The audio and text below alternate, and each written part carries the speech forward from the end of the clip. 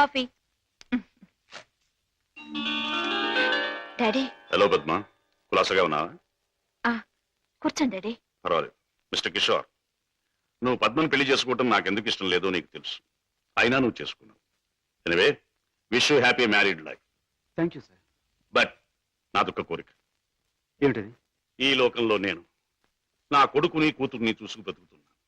వాడు నా ప్రాణం అన్నా కళ్ళన్నా తక్కువే అవుతుంది. కారణం అంతకంటే ఎక్కువ కనుక. కిషోర్, ఆడపిల్ల కన్నవాళ్ళని, ఉన్న ఇంటిని, ఇంటి పేరుని వదులుకుని పరాయి వాడిని నమ్మి వెళ్ళిపోతుంది. అలా తమను వదిలి వెళ్ళి ఆమె సుఖంగా ఉండాలని ఉన్నంతలో కట్నాలని, కానుకలని, చీరలని, సారెలని ఇచ్చి పంపుతారు కన్నవాళ్ళు. అందరూ కన్నతండ్రుల్లాగే నేను కూడా నా కూతురు సుఖంగా ఉండాలని కోరుకుంటున్నాను. అయితే అందరి కన్నతండ్రుల కంటే నేను కలిగిన వాడిని కనుక, నువ్వేమీ లేనివాడివి కనుక ఇది నీకు ఇస్తున్నాను.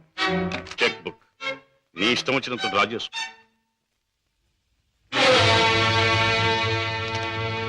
ఏమిటిది?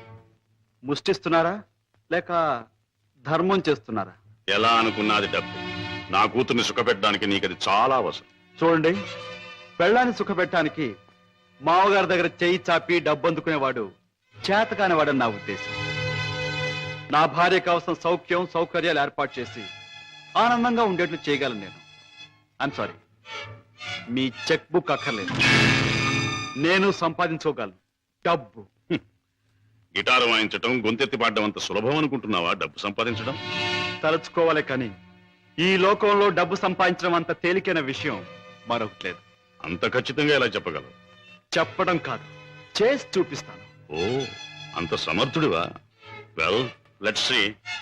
డాడీ, కాసేపు ఉండి వెళ్ళండి డాడీ. నో, నేను వెళ్ళాలి. పద్మ, ఈ డాడీని చూడాలనిపిస్తే నువ్వు ఎప్పుడైనా ఇంటికి రావచ్చు. Best of luck.